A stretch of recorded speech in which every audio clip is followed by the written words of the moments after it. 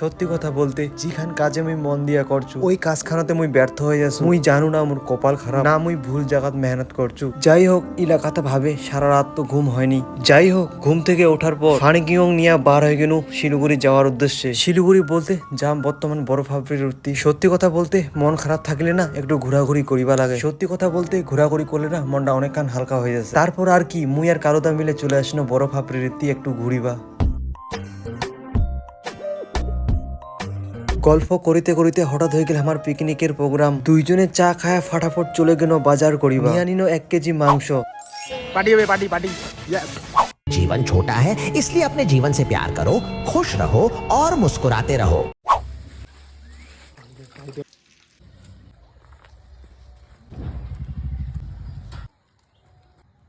অকালে picnic guys, অকালে picnic. তেল। अरे देवा, ये गड़बड़